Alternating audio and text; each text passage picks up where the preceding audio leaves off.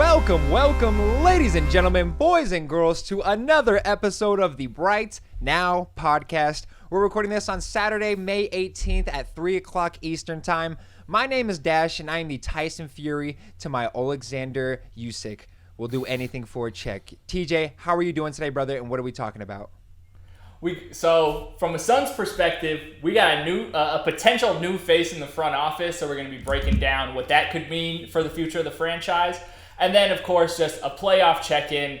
We got the Cavs going home, and Cancun. Got a couple of Game 7s coming up. Game 6 tonight. That's going to we'll see how it goes there. But got to start things off with the Suns and their decision to, I guess not quite, the decision hasn't quite been made yet, probably working on the paperwork, but to sign on the Nets executive Matt Tellem.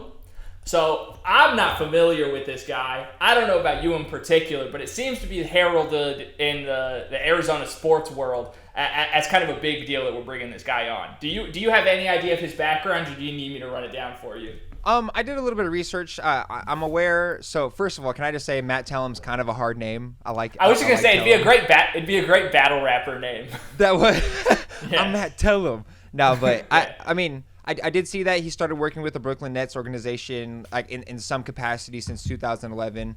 I saw he went through like the G League process as well. Has just been a part of the organization for a long time. Not sure if he was like a hooper at all. It doesn't seem like I didn't find anything that like he's necessarily a basketball player. Do you have any background information you can hit us with? So yeah, like you said, he just worked in basketball operations for the Nets in 2011. Like some video coordination, just kind of like bottom rung of the ladder stuff. And then was up as recently the GM of the Nets G League affiliate, so in charge of all their roster moves. And then he was promoted internally to the VP of strategy with the Nets. So apparently he's like a salary cap guru. That's kind of his thing. So maybe this is a perfect experiment ground for him to work on, because we're going to have to do some salary cap gymnastics if we're going to want to get away from that second apron. You're right. No, it doesn't sound like there's any former basketball experience. He might have been a baseball player. In my very quick research, there were some other things popping up of a Matt Tellem from way back from like the late 2010s being a college baseball player somewhere. Who knows if that has anything to do with anything. But I guess my biggest concern is, what the hell have the Nets done as a front office in the last 5 years to make you think that we should get a guy from over there? I think that was my biggest takeaway from this. Yeah, no, that's exactly what I was thinking as well. I mean, I'm not in love with anything that the Nets have done since 2011, and I understand he's not making the big, hard-setting moves. He didn't assist in that KG trade where they just completely sold the team and gave away Jason Tatum, basically. But yeah, I completely agree. I am not in love with this move at all. And let me retract that statement. I'm just unfamiliar, but I'm very wary. It feels similar to like how I felt about Bradley Beal, where I'm like, let's be optimistic. Like, yeah, I hope I don't love the background on this. And one part that kind of took me aback is he's the son of the Detroit Pistons chairman and a former NBA agent. So he's also a nepo baby, which I know is going with Bronny. That's a really hot button topic right now in the NBA. And I don't necessarily have a huge problem with that. He probably still does know a lot about basketball to be around the game for this long, but I don't know. James Jones' job sounds like it's safe as the president of basketball operations and GM. Is this guy coming in just to get some fresh blood in there, or is Matt Ishbia really trying to bring in his own guys? Yeah, I think that's a great question. So going along the lines of this, I also had the same kind of thoughts. It was in the report that it's been announced that through this, that Coach Fizdale has been offered a front office job, although it's not specified as to what exactly the job offering is or whether or not he's accepted it. So, I mean, there are still some internal people that it seems like we're still pushing up to the top. So maybe we see James Jones stay in there. We just keep that little core of people that we do trust. I've liked some of the James Jones moves, especially in the past. I mean, going from the Ricky Rubio trade to the CP3 trade, the first one where we attained him. I liked a lot of the stuff that we did there. And like I said, I do want to trust him. I do like him. Didn't he win Executive of the Year one year, or am I tripping? Oh, he might have. I think he did. So I'm personally a James Jones guy. I wouldn't love if we got rid of him. I hope that Matt Ishbia does take more of a backseat role because as we've talked about before on this podcast, him continually making those big red button decisions as the KD trade, as for example, the Bradley Beal trade. And maybe this is just him bringing in guys. I hope it's not a bringing in guys that I'm buddy with and that like he's gonna be a yes man. He's like, oh, my guy Matt over here is like, we see eye to eye on everything right here, so we're just gonna make shit happen. I hope it's not in that sorts, and I hope it's more of a trust that he can just figure out this cap space and work around that. How do you feel about that Coach Fizdale stuff? Just weird. I thought Fizdale would have been a really good candidate just to be the head coach. We thought that last year before Vogel. I just liked his grit and grind days in Memphis. But so I don't know what capacity he would be great in the front office. I don't really know what kind of front office experience he had before. I know Brad Stevens made the jump from being a head coach to a GM, and he's done a splendid job at that. But I just don't know if Fizdale's that kind of guy. He seems much more cut from the Tom Thibodeau cloth than anything else. And so I would rather have him in practices on the sideline than up in the front office. So I don't know if they're just trying to shelf him and kind of move him to the side as well. They just don't want to fire him. Yeah, let's definitely keep an eye on that situation.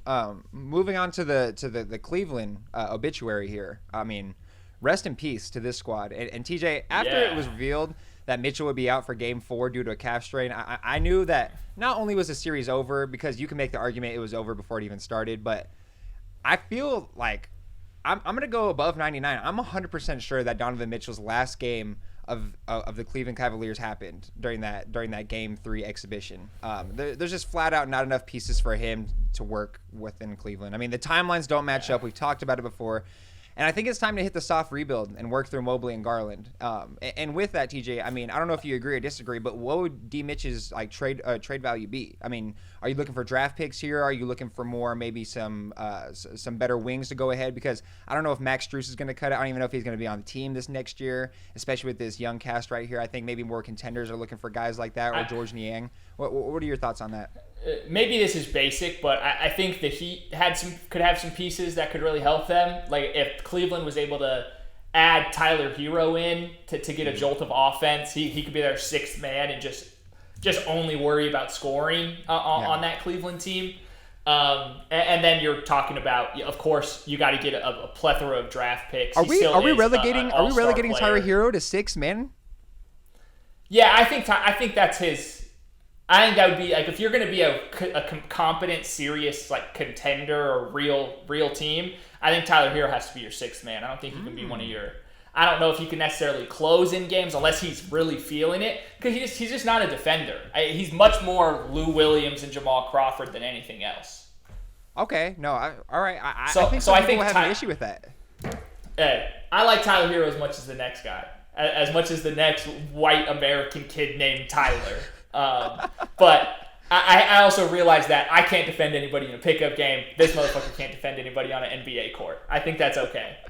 All right, valid. So valid. I think so. They are going to get a haul for him. There's, I mean, probably only 5 teams that wouldn't consider trading for Donovan Mitchell. I'm sure the Suns.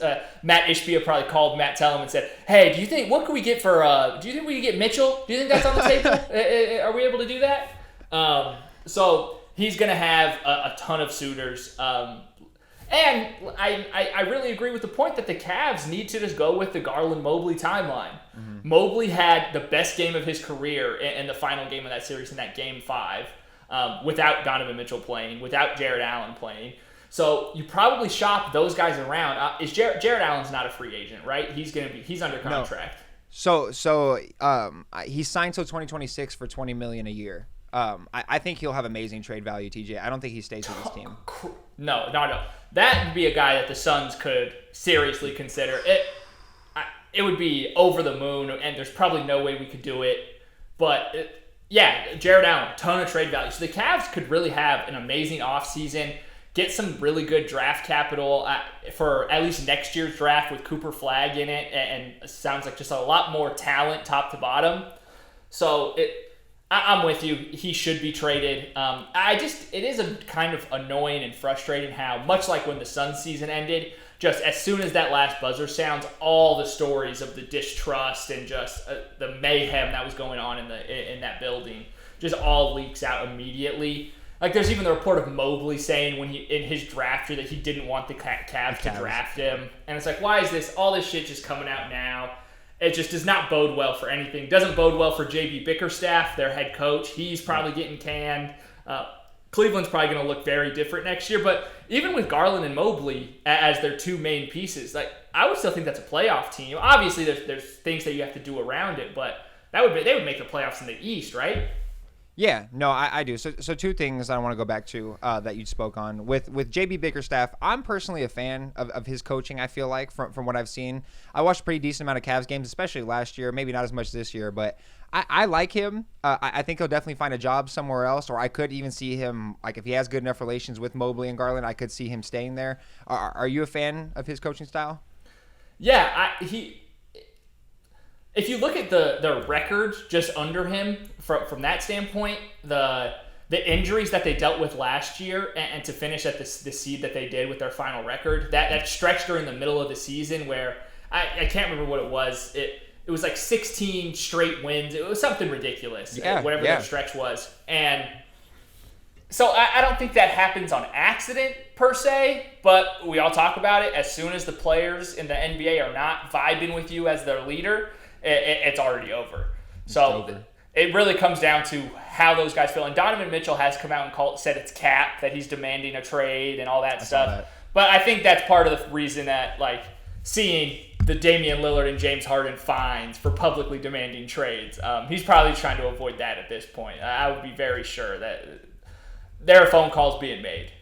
Yeah. No, I agree. And then the last part on the Cavs right here. I guess we should probably mention the Celtics at some point in this, but why? I guess you're right. Yeah. I want to do a little 30-second spiel on the Celtics here in a second. But going back to what we were talking about with Mobley having his best game, I mean, it revitalizes the stock in Mobley for me for sure. I mean, I got a ton of it. I'm sitting on it. I still trust in it.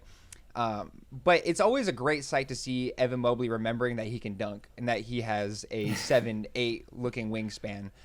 He's got some DeAndre Ayton in him. He's got some DeAndre Ayton in him for sure. I hope not, man. I really hope not. Just a little bit. Just a little bit. He might have just a tad. I hate even putting that on him, but I think I slightly agree. I do love when he's able to exhibit some of his offense. I hope that he can just embrace that 5 position, especially if they're going to get rid of Jared Allen.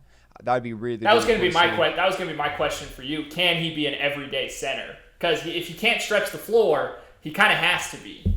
Yeah, I mean, if they can do something similar to how they're doing in OKC with Chet, I mean, the measurables aren't too far off between the two. But the only thing is, Chet Holmgren can shoot the ball. Yeah, so he'll shoot Evan Mobley, you either need to put on some weight or get in the lab and start knocking down those threes, man. They need, if they're gonna have him play the 4, they need like a Brook Lopez type of center that'll shoot threes and still can do some rim protection, but Mobley can still be like the main paint protector. Yeah, 100%.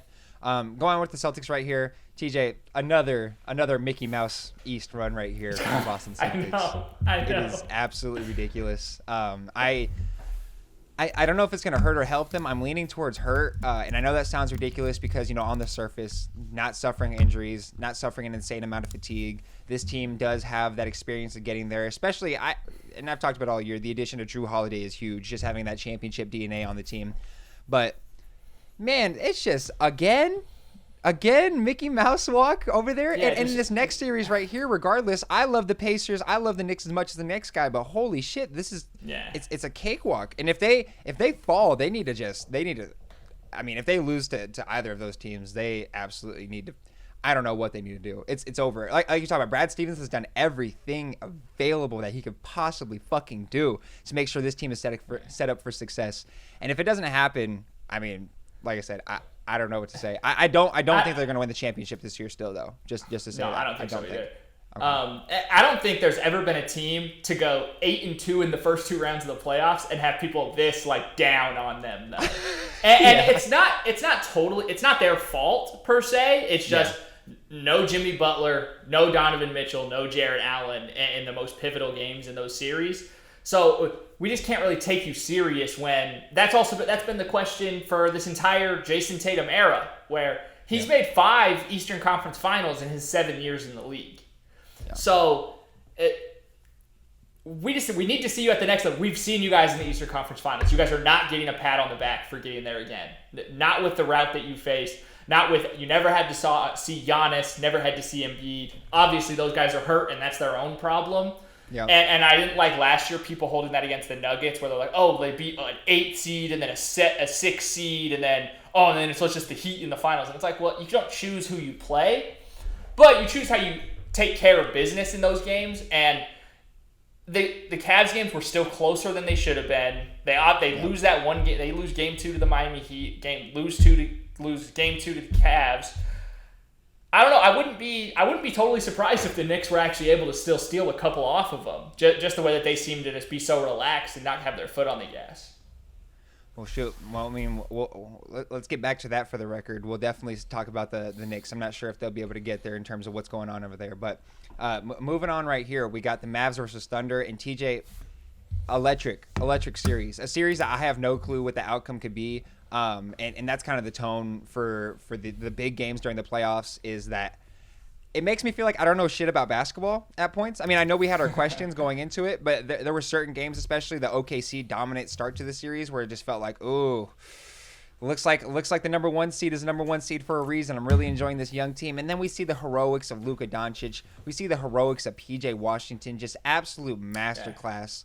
PJ Washington might need a statue the way he saved them in this series, because Luka is hobbled. For the series, he's 23, 10, and 8. Kyrie's 14 and 7 assists. Like, this is not the recipe that Mavericks fans were hoping for them to go up 3-2 in the series, but we're here. Maybe the whole, hey, the best player wins the series is kind of bullshit. I know we like to say it every year. Maybe that's not as true as we always like to say, because it really has been role players that have been the biggest impact here. SGA has been the singularly best player in this series. I don't think that's really up for debate. Yeah. Look at the stat, 31, 9, and 7. He's just been the most impactful night tonight. But his supporting cast... Man. He's awesome. Oh, he really is. He really is. All the shit about, I know, won't translate to the playoffs. Like, hey, it looks pretty good. It looks pretty good. But Jalen Williams and Chet just, dare I say, the lights have been a little too bright. Mm-hmm. They've been very, very passive in this series, and that's just not what you need. So, honestly, my pick in Game 6 coming up, I think the Mavs just finish them off tonight.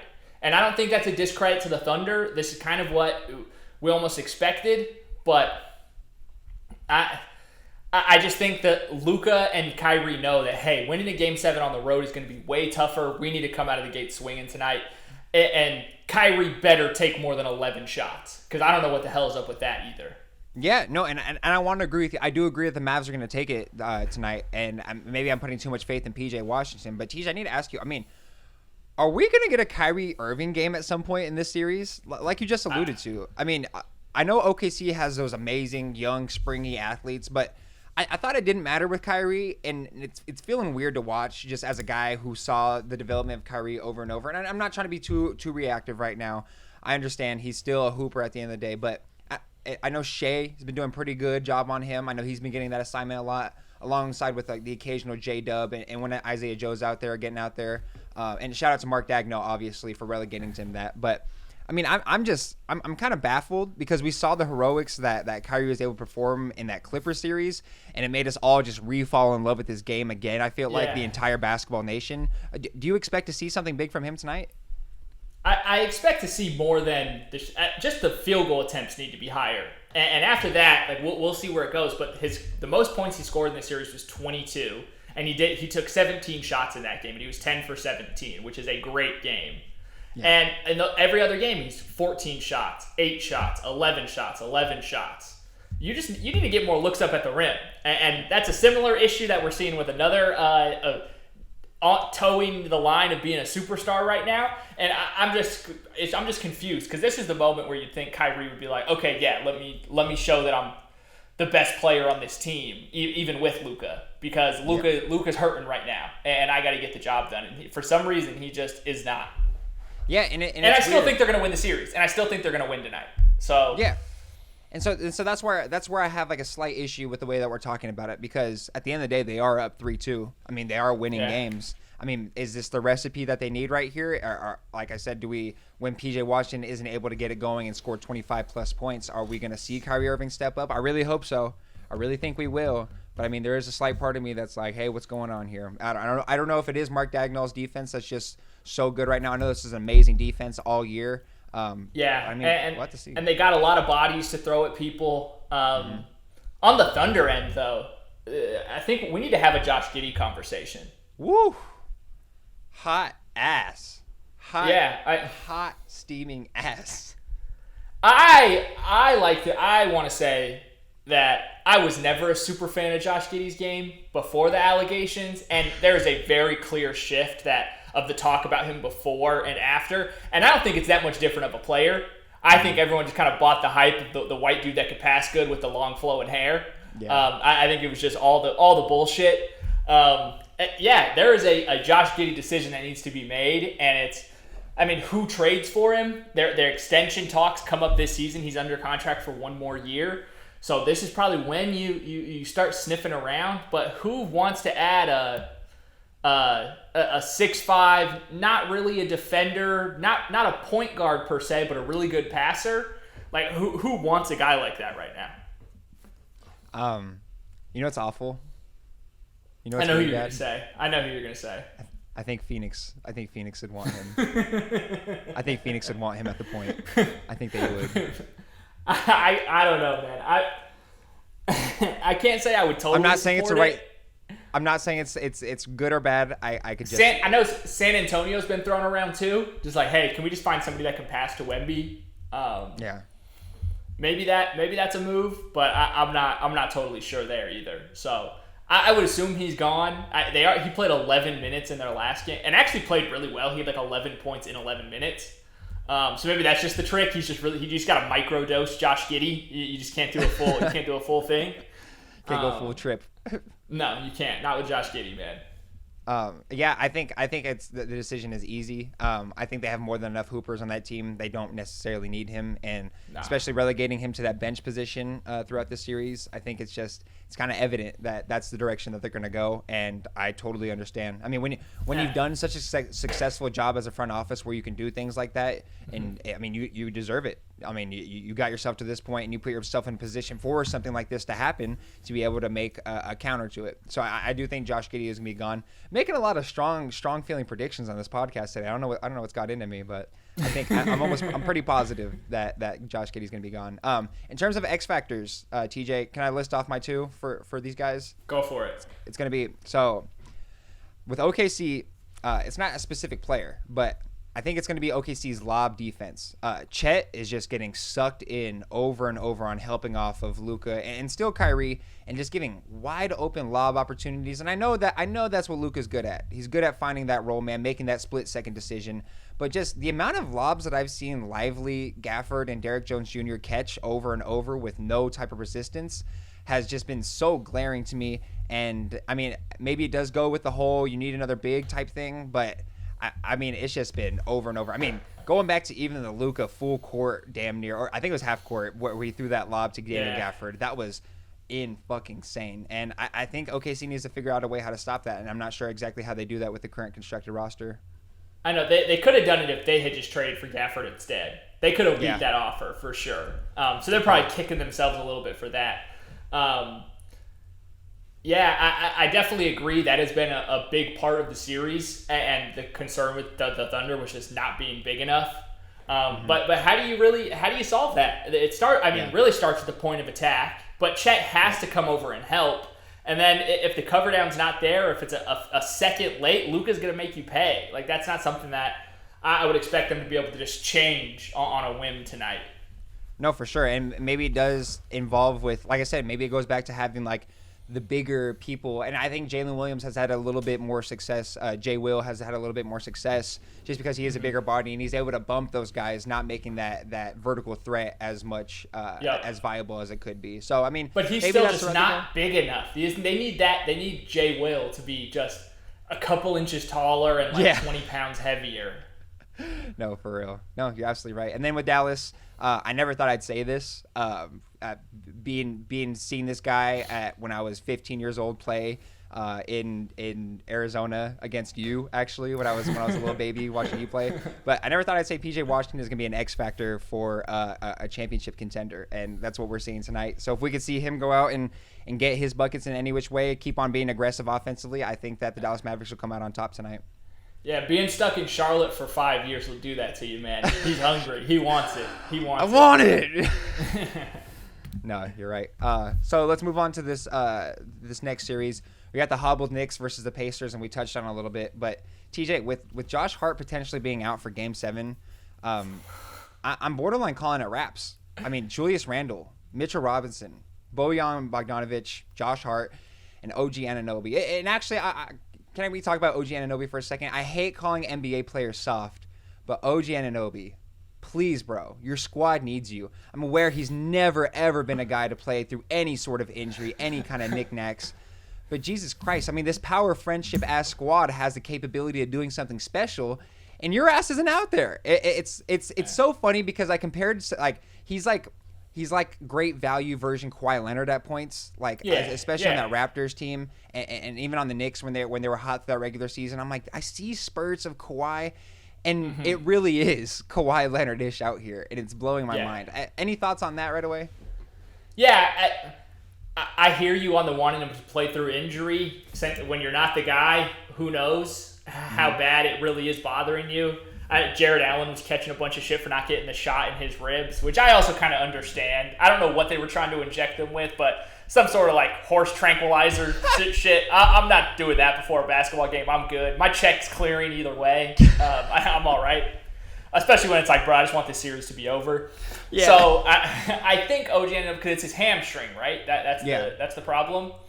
That's a tough injury to play through, man. You're just limping up and down the court. I know. And it's Thibodeau's fault.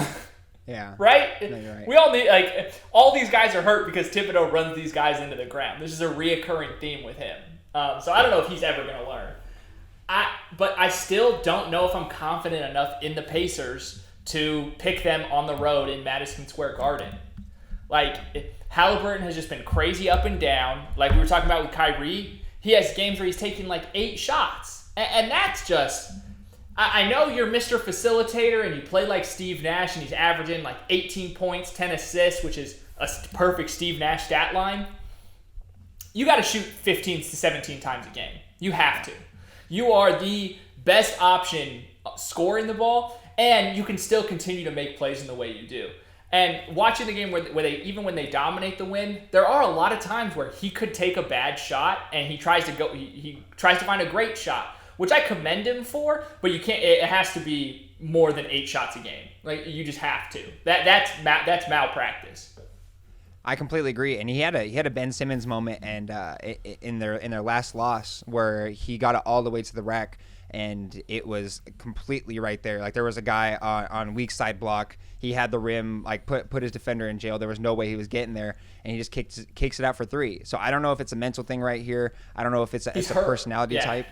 Yeah, and he's hurt. He's playing hurt too, which everybody is at this point. But yeah, it's just scary. It's just a weird thing. And maybe Halliburton is just meant to be like, maybe we need to find Halliburton another like go-to scorer, which Siakam has been at points. He had some tough buckets in that Game 6 win. Some really tough like spin move jumpers. Like, he was hooping. And like championship contender kind of thing.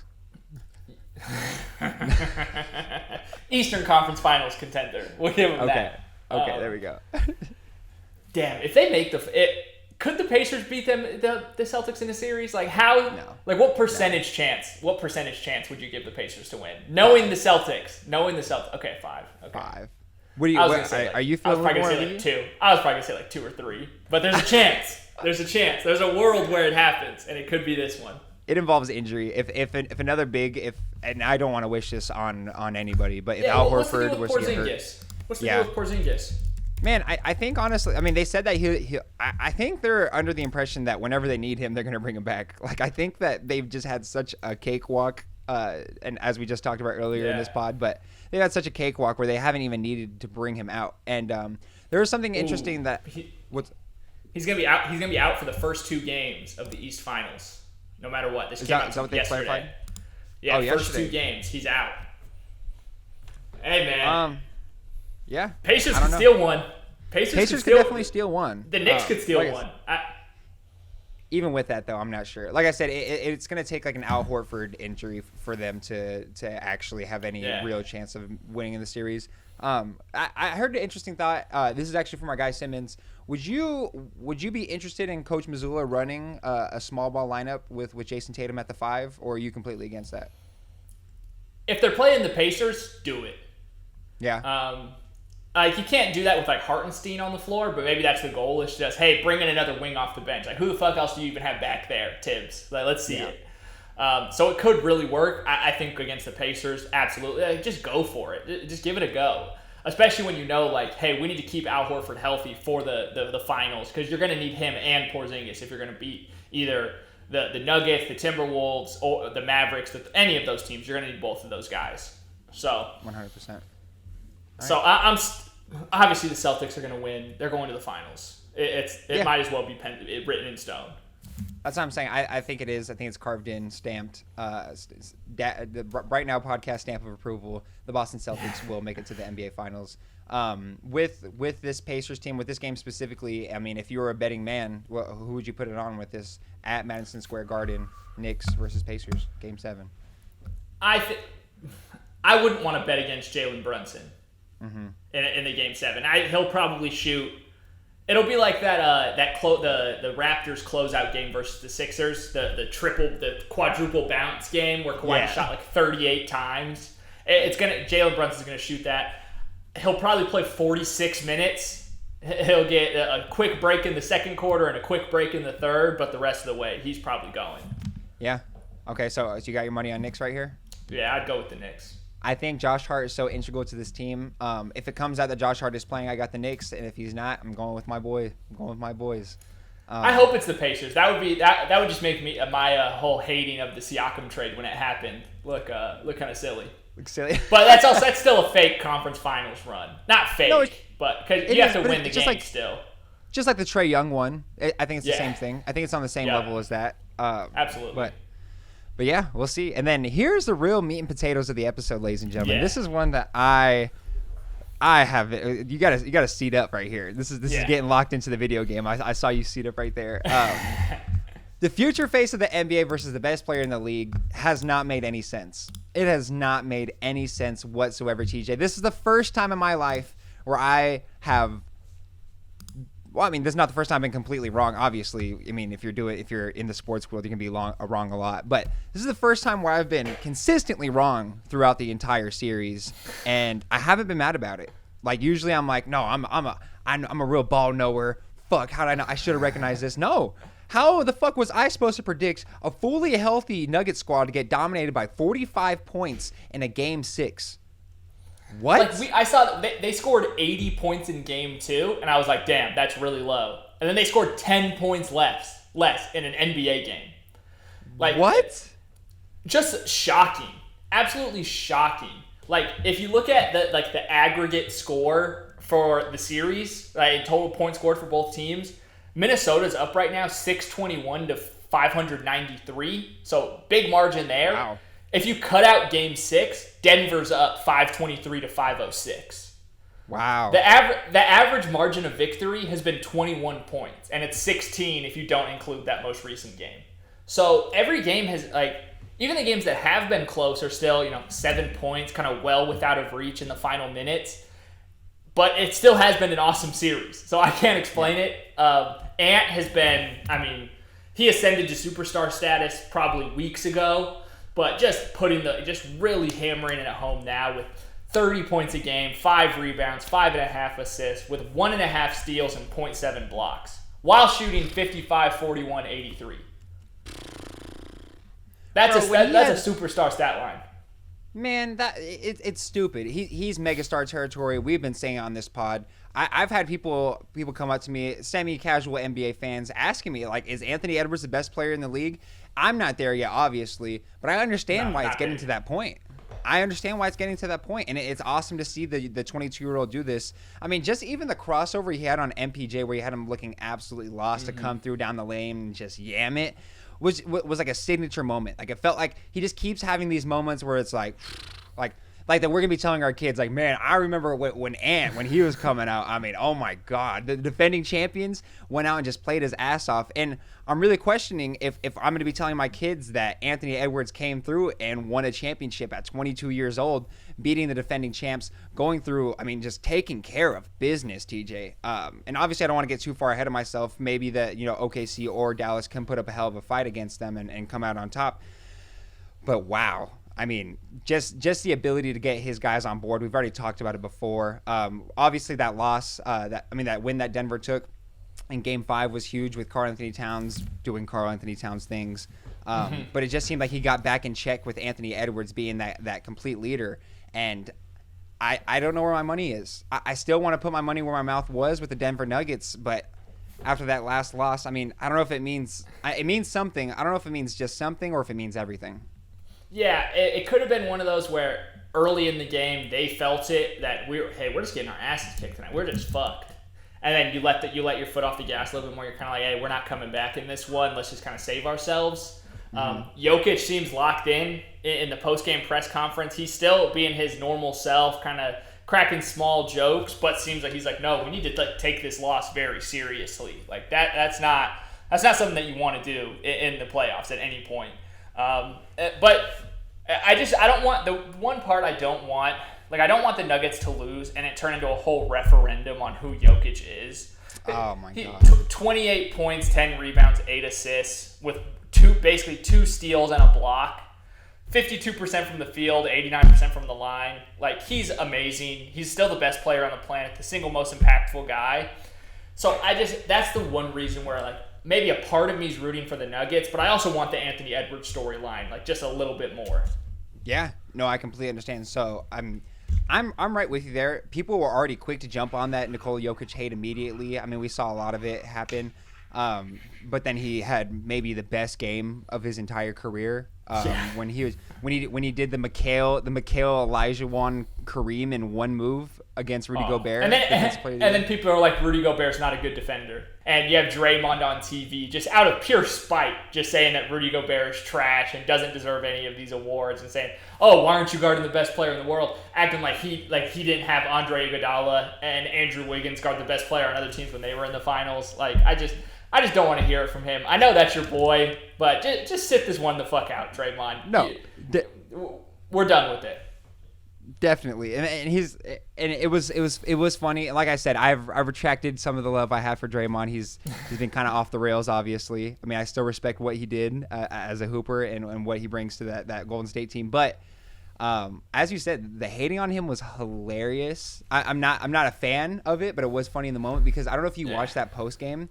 But Draymond on the TNT broadcast was going in. Did not stop. When they were watching the highlights, there was zero analysis from Draymond. You know what he was saying? Ooh, where's he going? Oh, my goodness. Oh, you got to get in front right there, Rudy. Just absolutely killing him. Zero basketball analysis. Like I said, I'm not a fan of it. I'm not a fan of that. But for the moment, it was funny. A little bit humorous. I can't lie. It was a little funny. But I mean, man. Yeah, you're up there talking about we. No, you need to get a stop. That was funny. But you can tell he just actually hates Rudy. Just like the reason he put him in a chokehold was not because of the situation at hand. Is because he just had been dying his whole life to put Rudy Gobert in a chokehold. He said, I just don't fuck with you. I hate the way that you walk, the way that you talk. I hate the way that you dress. Yeah, no, he really did. I hate the way that you sneak diss, Rudy. I hate the way you sneak diss. But yeah, are you still under the impression that whoever wins this series is going to win the finals, or is that a bit of a stretch for you?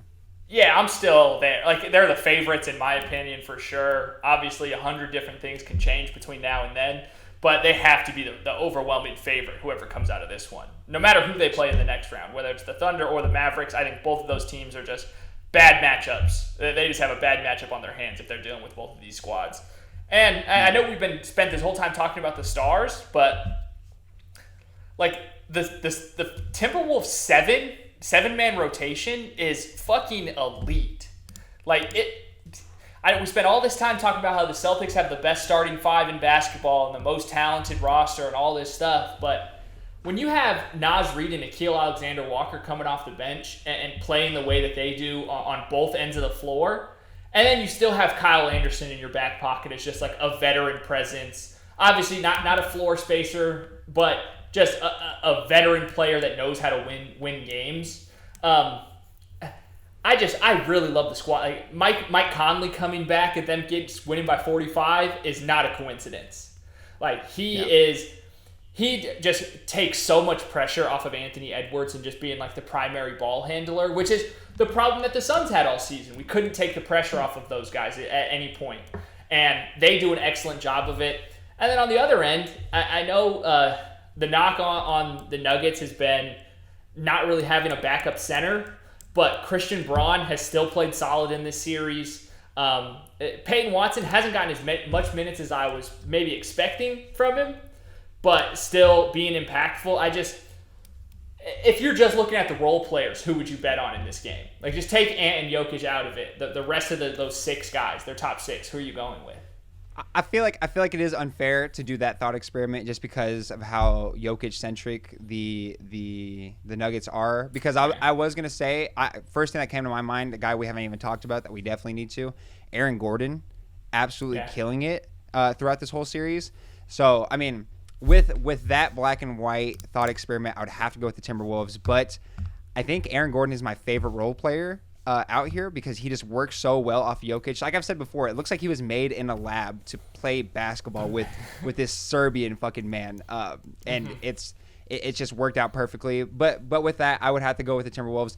I love Nickeil, as you said. I love Naz so much. I mean, these guys are just absolute killers, and Mike Conley is like one of my favorite vets I think we have in the league, and especially just like you said, taking that ball pressure off is so crucial to making sure you have the utmost success from your star players. And Mike Conley is one of those guys. And even going back to slow-mo, Kyle Anderson, like you said, obviously not a floor spacer, but if you can get a guy out there who's going to be a body and play good defense and not turn the ball over, sometimes that's all you need. That's all you need when you have star talent around you. You need a guy who's not going to turn the ball over, who's going to make great decisions, who's going to set good picks. I'm going to have to go with the Timberwolves in that. But are you expecting anything from Jamal Murray in this Game 7? It's almost not fair to expect anything from him right now. Just not had a very good playoffs from a guy that we were expecting that every other year takes like just a huge leap up when it comes down to this. This has not been shooting the ball well, and I don't think the Timberwolves are going to come out with any less intensity in this one. They are going to be doing the same stuff, and if the refs are letting them be more physical, and that seems to be one of the biggest difference makers. So I don't know who Adam Silver's putting the call in for, who he wants to win this. They probably want the Nuggets to win. Like, you want your 3-time MVP to, dominate, and that would go a long way towards it. But I don't know, man. If they're going to let them play physical, I think the Timberwolves probably run away with another one. Yeah, no, I hear you. And not to go conspiracy brain over here, because like I said, we enjoy the game. We don't want to tarnish with those kind of things. But you could also see the opposite side of the coin with Adam Silver. I mean, if he recognizes that he has his next Kobe Bryant, his next Michael Jordan type of echelon, the next LeBron player. American basketball player, very marketable. Like, I hear you. I hear you, man. We could see some physical ball being played in this next game, and I'm so here for it. I don't know if I told you already, I'm going to Game 7 on Sunday. I'll be there, see the vibe of the fans and everything like that. So it'll be a great time. I'm super excited, man. Is any concluding thoughts right here? I think we haven't talked about it yet for our diehard listeners who are still here at the end of the episode. Shout out to Kendrick for winning that beef officially. It's pretty consensus. Doesn't not if you ask Lil Yachty. Lil Yachty thinks that nobody won or lost. No, but that's how you know that, that's how you know your ass lost, bro. That's what I'm saying. When you get your ass beat in a fight and your homie's like, man, I don't think, that was just a good fight right there. Like, you guys, nobody won or lost. You got your ass busted. Because even if you won barely, you whooped that motherfucker's ass. You killed. You see his nose afterwards? Bro. Yeah. If none of that talk is happening, you officially lost. I'm sorry. Yeah. He's sending all the cease and desists out to anybody. There's a guy on TikTok making videos of old Drake lyrics where it's like, like his line where he's like, high school pics, you was even bad then. Oh, He's like, yeah. whoa. And so he's just finding all those lyrics. Apparently Drake sent him a cease and desist lawsuit. And so now he's like countersuing. It's a whole fucking thing. So yeah, Drake is down bad right now. And I know Yachty said that, it's not like it's not gonna change anything for Drake's career. Like, he's fine. I don't know, man. When the next album that he drops, I'm very interested to see what those streaming numbers are. And if he throws a subliminal, is he gonna have the guts to throw like more subliminal shots at Kendrick after that? Or because Kendrick's just gonna unload the rest of his clip, right? If he even sniffs trying to beef with him again, like, he needs to sit down. Right, if there's an Instagram story that Drake posts that slightly mentions Kendrick in any capacity, if he posts a location that he's in LA, if he posts a photo and you see on accident that there's like a little building that you can see is LA, it's fucking over. It's over. Kendrick's going in, and I'm so here for it, man. I'm so here for it. Yeah. But yeah, I think that's gonna wrap up this episode. Episode 44 of the Bright Now podcast. Thank you guys so much for tapping in with us. We love you guys. So excited to be back talking ball. We've been gone for a little second. Your boy's been busy traveling for the playoffs, looking crazy. But man, let's keep it going, TJ. We'll be back later this week talking about the outcomes of these crazy ass potentially Game 7 with OKC, or if he even finishes out Game 6, it's probably gonna be a hell of a game. Game 7 against the Timberwolves, and we'll give our predictions as to who's gonna come out on top. You guys probably already know about how we talk, but thank you guys so much for watching. Y'all have a phenomenal rest of your day.